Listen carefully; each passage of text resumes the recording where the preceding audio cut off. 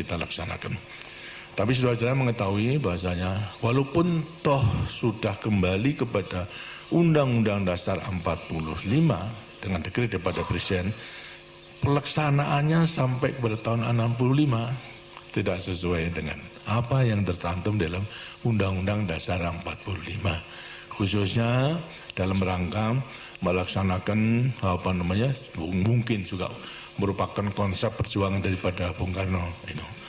Bagaimana dalam membawa daripada kelangsungan perjuangan bangsa Indonesia untuk mencapai daripada cita-citanya itu.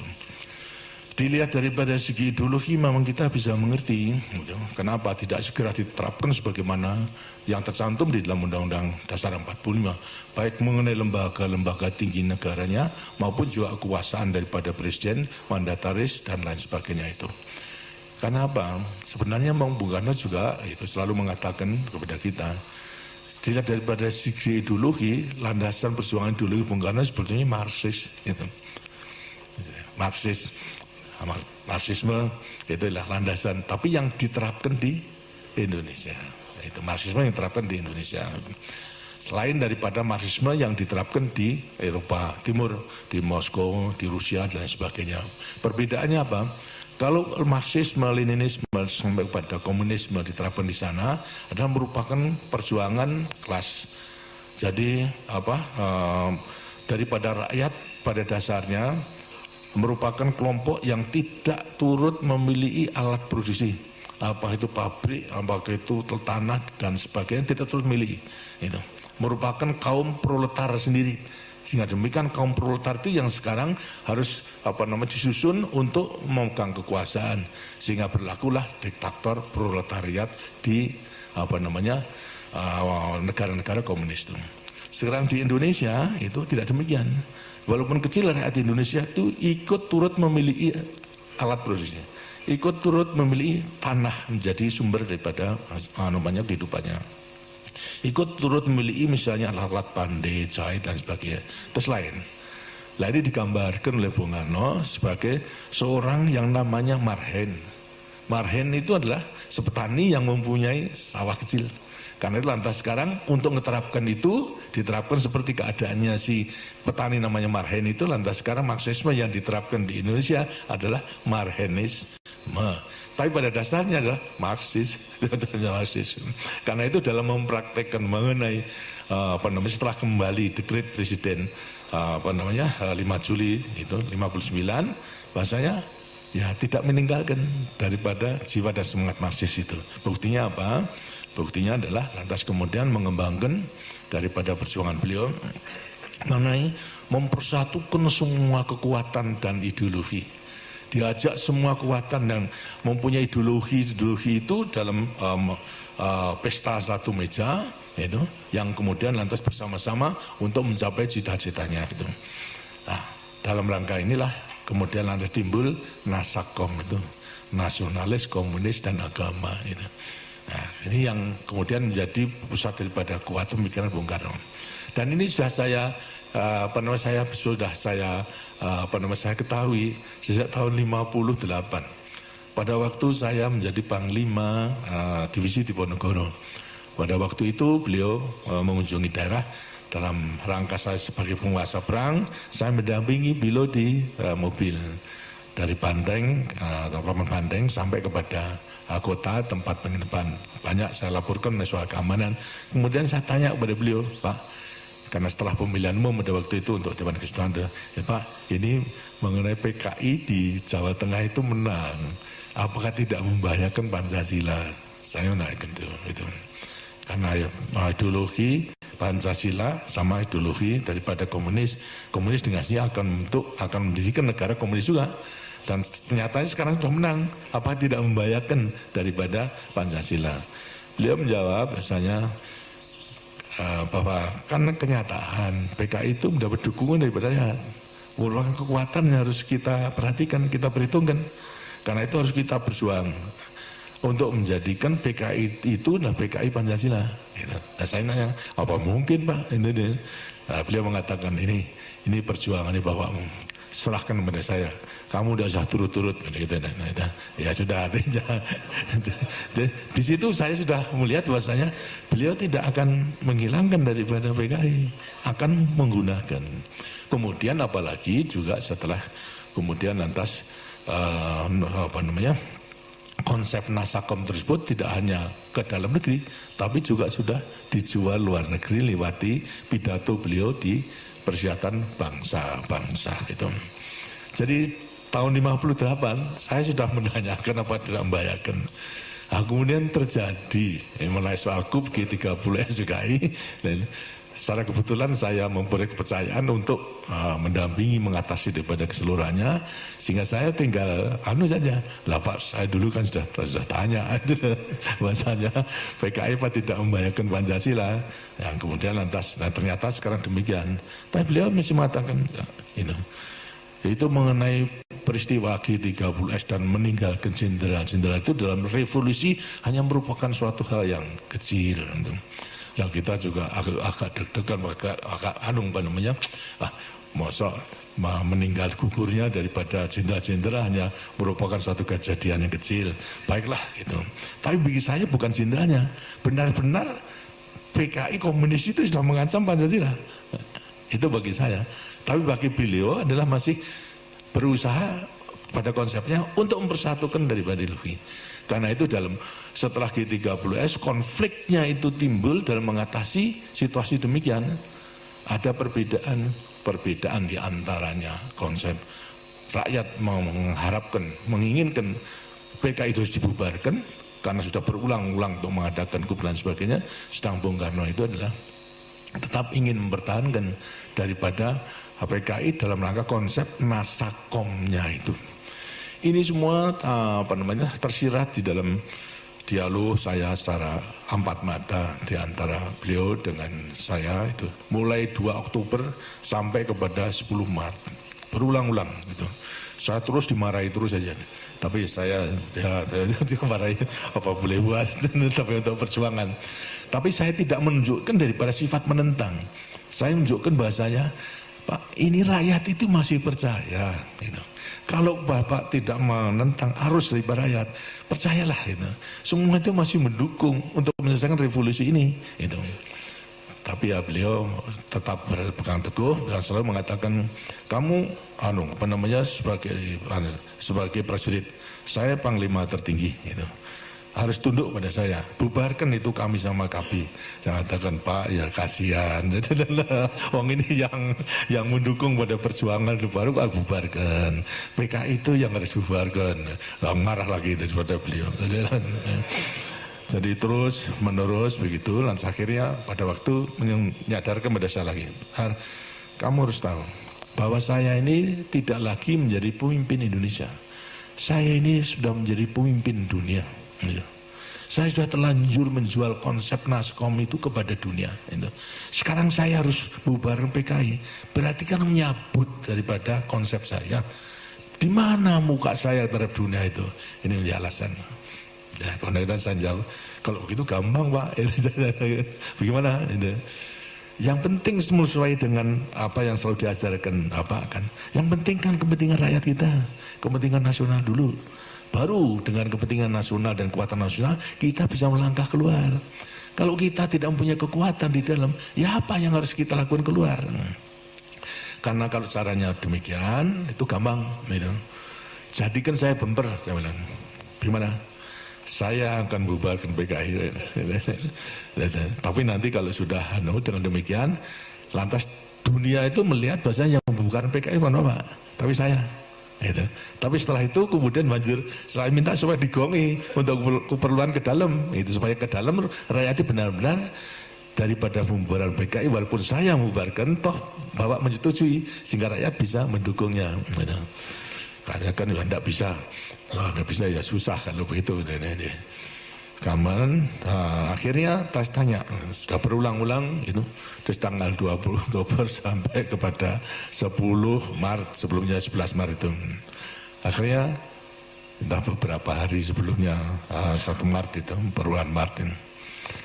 Saya masih belum sakit pada waktu itu, panggil gitu.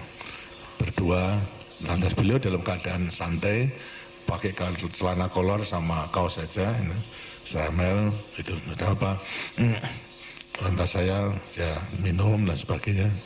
Akhirnya menanyakan saya sambil jawab, "Har, jane aku iki arep kok kapake." Dosa aja. Jadi saya juga madeg pada waktu itu, Pak. Itu sangat longso gitu melihat itu. Lantas saya mengatakan pada beliau, "Pak, jadi Bapak belum ngerti. Begini, kan Bapak sudah tahu kalau saya itu anaknya petani, anaknya orang kecil gitu.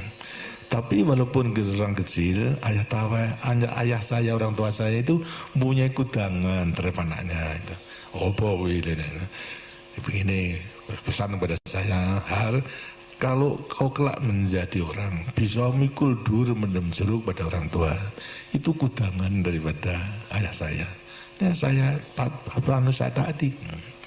Nah sekarang ini saya sebetulnya memandang Bapak itu tidak hanya sebagai presiden militeris, tidak hanya sebagai panglima tertinggi, juga tidak sebagai hanya pemimpin besar revolusi, itu presiden seumur hidup, tapi juga saya pandang sebagai ayah saya sendiri. Lah saya ini maksud saya mikul dur mendem jeruk pada Bapak, tapi yang mau dipikul dur mendem jeruk tidak mau. Saya kata tenan kok ini. Lah kalau tidak tenan saya dimarahi, sudah tidak mau datang kemari ya. Bolak-balik dimarahi saja. Jadi dengan mulian di sini ada perbedaan antara syarat. Sarannya mengatasi keadaan. Saya mengatakan menampung arus daripada bubar PKI, beliau masih belum. Tapi tidak mungkin daripada beliau untuk melaksanakan karena perhitungan ke dalam dan politik ke luar tadi. Nah saya bisa mengerti karena itu saya katakan jadikan saya bembel itu saya bukan PKI, tapi setelah itu Bapak ngegoki, itu artinya merestui di setelah beberapa berselang. Itu kesimpulannya, dan kemudian masih ragu-ragu nanya. Dan saya memang tidak punya maksud untuk menumbangkan Bung Karno, walaupun teman-teman saya, kolega saya telah mengajak kekuasaan di tangan kita. Kenapa harus kita tunggu-tunggu? Gitu. Buat sekarang sudah kita gulingkan saja. Saya mengatakan, maafkan, saya tidak mempunyai pikiran ke situ, karena saya tidak mau meninggalkan sejarah titik hitam dalam kertas putih kepada kehidupan angkatan perang kita. Saya tidak mau untuk mengajak kepada anak buah untuk merebut kekuasaan, saya tidak mau. Tapi kalau saudara-saudara mau silakan.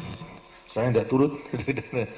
Akhirnya tidak ada yang mau. Jadi tidak ada yang tidak mau. Sekarang kita harus menyelesaikan semua itu secara konstitusional. Ya memang lama, tapi inilah jalan yang harus kita tempuh. Akhirnya semua setuju, hanya yang mengatakan yang kritik pada saya terlalu falsafah Jogja, yaitu seperti andong, alon-alon asal kelakon gitu loh. Ya apa boleh buat aja.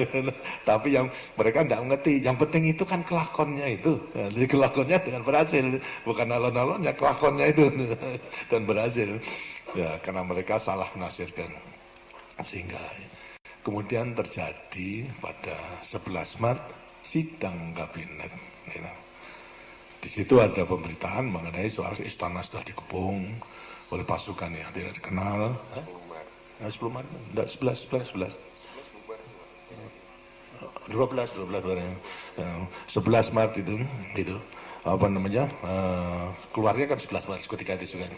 11 Maret itu kemudian lantas ada demikian sampai Bung Karno kemudian ke Bogor dalam keadaan sangat memprihatinkan, disusul dengan Waperdam keseluruhnya dengan helikopter ke Bogor. Kemudian di antara 3 perwira, yang 2 menjadi menteri, yang 1 adalah Panglima Kodam, sama Pak Basuki Rahmat, kemudian lantas Yusuf sama Amir Muhammad sebagai Panglima Kodam. Melihat situasi demikian itu sangat memprihatinkan, mempunyai ide untuk untuk menemani Bung Karno ke Bogor. Gitu. Baik. Tapi karena masih ingat ada atasannya, sehingga lapor kepada saya. Saya dalam keadaan sakit pada waktu itu, memang di tempat tidur karena kumat. tenggorokan, kalau sudah kumat sampai kepada kursen dan sebagainya. Tidak bisa menghadiri sidang kabinet pada waktu itu. Kemudian datang ke rumah, menceritakan semua kejadiannya, lalu minta izin untuk menemani Bung Karno di Bogor. Saya izinkan, silahkan, baik. Lantas tanya, pesan apa Bapak? Saya mau pesan satu, sampaikan salam dan hormat saya. Yang kedua, sampaikan kalau saya sakit, itu tidak bisa hadir tadi. Yang ketiga, sampaikan aja, kalau saya diberi kepercayaan, keadaan ini saya atasi. Itu saja. Terus tidak macam-macam. Jadi saya hanya mengatakan, kalau saya diberi kepercayaan, keadaan ini akan saya atasi. Dengan demikian, saya perhitungkan bahwasanya segala lamanya dialog antara beliau dengan saya itu, beliau sudah menangkap itu, Lantas ini berangkat. Setelah datang ke sana, ya lapor dan sebagainya, semua dimarahi dengan sendirinya. Sama menteri, kemudian sampai terjadi demikian. Kemudian lantas sampai, bagaimana cara mengatasinya? Ya, aja Pak, percayakan aja pada Pak Harto. Marah lagi, udah beliau, kurang apa saya percaya pada Harto? Sudah diberi pangkat naik, jadilah sebagainya. Ya, tapi barangkali perlu tertulis. Nah, baru kemudian ya kalau begitu dibuat surat tertulis, dibuat 3 jenderal, ditambah dengan semua Waperdam, Bandrio, kemudian Pak Lemena sama Khairul Saleh, terus sekretaris Sabur itu dibuat. Akhirnya kemudian ditandatangani.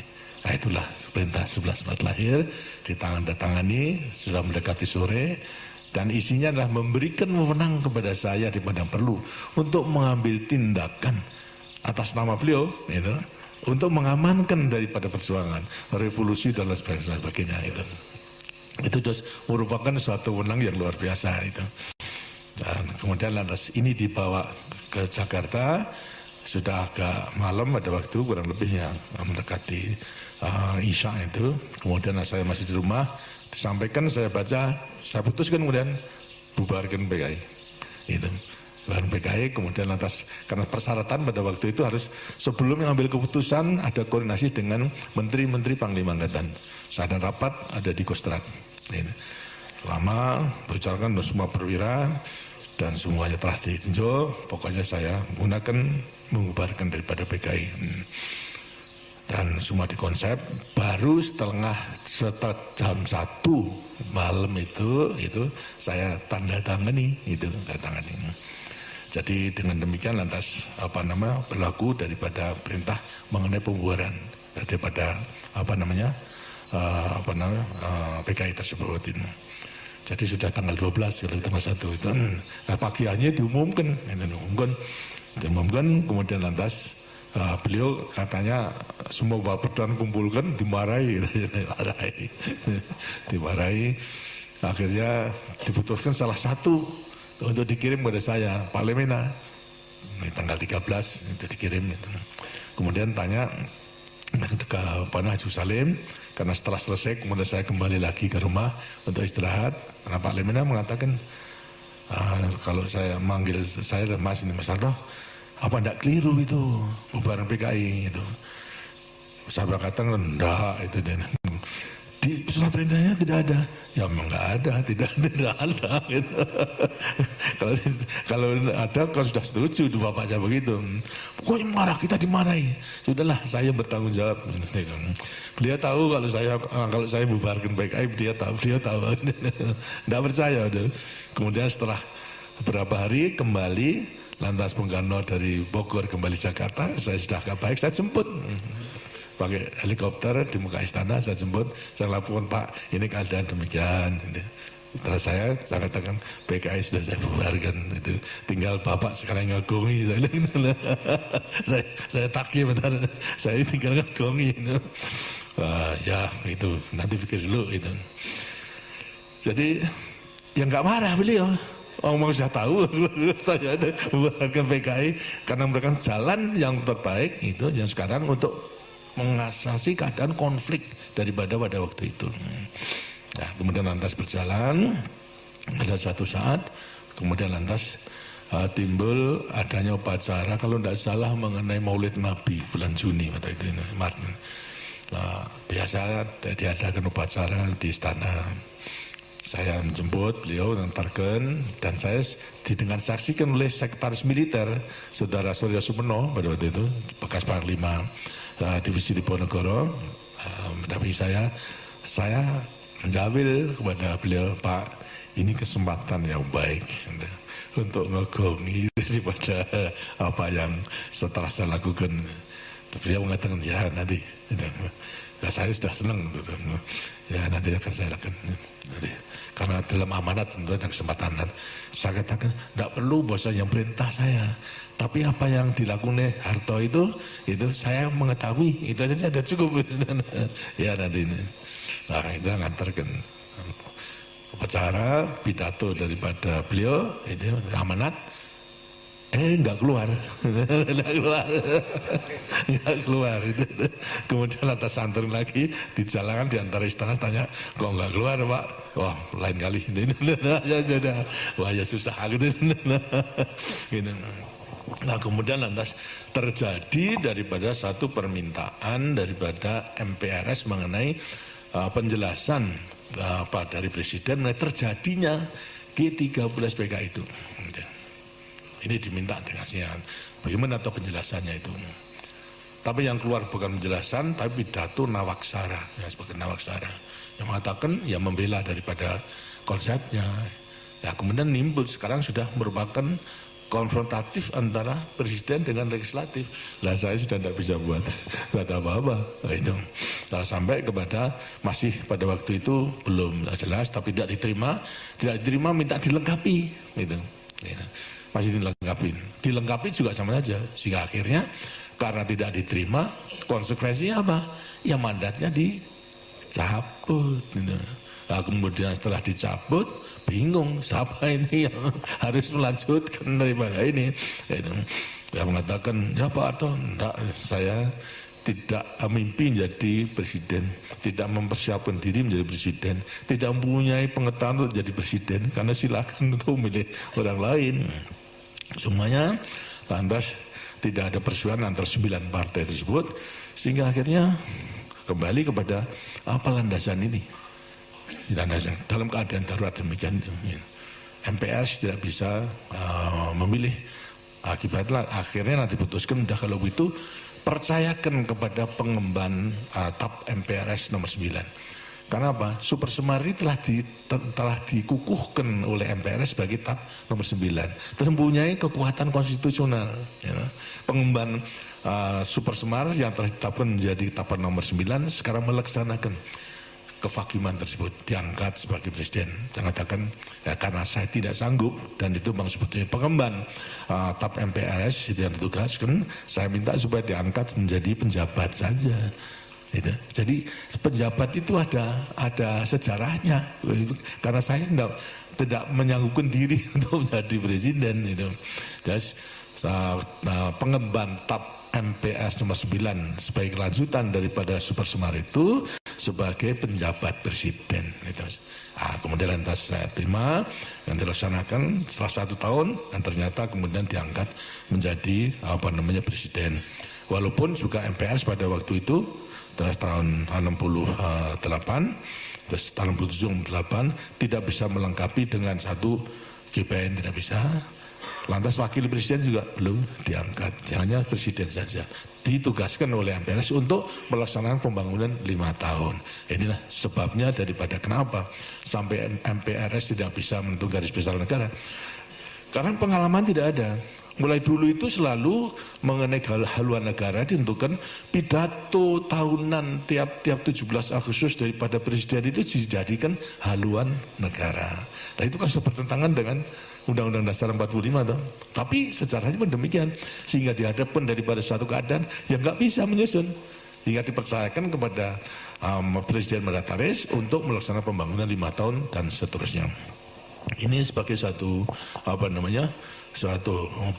gambaran yang saya alami agar supaya saya mengetahui bahwa sejak semula itu kita menjaga Jangan sampai ABRI itu melakukan satu tindakan-tindakan yang akibatnya seperti kejadian di Afrika, di Amerika Latin itu mengadakan perebutan kekuasaan sehingga sudah terjadi lagi timbul daripada perebutan kekuasaan sehingga akhirnya hanya terus begitu saja.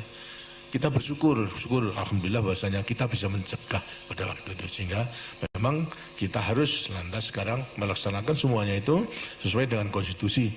Karena itu tekad daripada Orde Baru dalam saat ini adalah melaksanakan kemurnian daripada Pancasila dan Undang-Undang Dasar 45. Sejak daripada lahir Orde Baru. Karena yang dulu itu seperti saya katakan, itu kenapa sejak proklamasi kemudian lantas Undang-Undang Dasar 45 tidak dilaksanakan. Kita bisa mengerti karena memang situasi kondisi dalam negeri dan dunia pada waktu itu mungkin kalau kita segera melaksanakan akan dicap sebagai negara cetakan daripada Jepang, negara diktator dan sebagainya. Itu bisa mengerti. Tapi justru setelah kembali kepada dekret kok masih begitu sampai Nasakom ditegakkan sehingga akibatnya memberi kesempatan kepada PKI untuk menyusun kekuatan dan akhirnya merebut daripada kekuasaan yang kemudian bisa kita tumbangkan itu. Ini hendaknya agar supaya merupakan warisan sejarah yang tetap kita pegang teguh dan selalu akan menjiwai daripada Tentara Nasional Indonesia. Saudara sekalian, pegangan kita tetap dengan sini pada Sumpah Prajurit Jam Sabta Marga. Gitu. Sumpah Prajurit Sabta Marga dalam arti juga berpegang teguh kepada Pancasila dan Undang-Undang Dasar 45. Jelas Pancasila dan Undang-Undang Dasar 45 yang lahir satu hari sesudah proklamasi. Itu. Ini yang pegang teguh. Kemudian barangkali juga saudara perlu mengetahui dalam implementasinya berpegang teguh kepada Sabta Marga itu dalam menghadapi peristiwa G13 PKI. Gitu. Sebenarnya kita mengetahui bahwasanya Partai Komunis dimanapun juga itu perjuangannya menimbulkan kontradiksi, pertentangan, sehingga ada pertentangan kemudian bisa manfaat untuk menyusun daripada kekuatan dan kalau sudah kuat itu semua lawannya kan habis kan, gitu. Tidak ada yang tinggal. Nah, ini menjadi ciri-ciri daripada mereka. Oleh karena itu kekuatan yang harus disusun dalam rangka persyaratan untuk dapat kemenangan itu ada 3 kekuatan. Satu apa? Satu mengenai kekuatan buruh, itu harus di tangannya. Ketua tani itu harus di tangannya. Dan ketiga adalah angkatan bersenjata harus di tangannya. PKI telah bisa menghimpun itu Soksi sama PTI. Tapi mengenai angkatannya belum. Karena itu mereka mempunyai ide dalam rangka konfrontasi dengan Malaysia membentuk angkatan kelima. Itu mempersenjatai daripada buruh sama petani. Karena yang memang tidak bisa, belum dimiliki.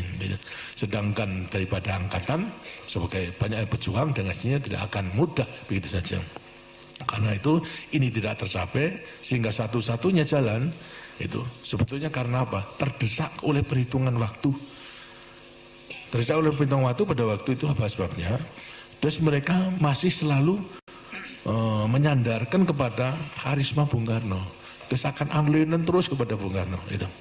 Dan pada waktu itu ada berita kalau Bung Karno dalam keadaan sakit, diramalkan oleh dokter daripada RT, didatangkan kemungkinan ada 2, lumpuh atau meninggal. Nah, beliau daripada PKI mengatakan kalau ini terjadi sebelum dia kuasa akan hancur. Maka itulah ini sebelumnya terjadi diforsir, hanya angkatan saja belum, maka mengadakan infiltrasi terhadap angkatan darat yang punya kekuatan yang besar. Dan infiltrasi bukan baru, perwira-perwira yang dikerahkan itu sudah merupakan perwira yang dibina sejak tahun 45, seperti Untung. Itu karena dari Solo. Saya mengetahui bahwa Untung itu batalionnya, Batalion 44, Batalion Tigdo, yang juga saya komandansimennya pada waktu itu telah diadakan indoktrinasi politik sejak tahun 45 oleh tokoh PKI yang namanya Alimin. Tokoh tertua setelah Tan Malaka itu adalah Alimin, kemudian baru Muso. Ini terus menerus sehingga setelah tahun 45 semua komandan regu ke atas itu politiknya, ideologinya adalah komunis itu.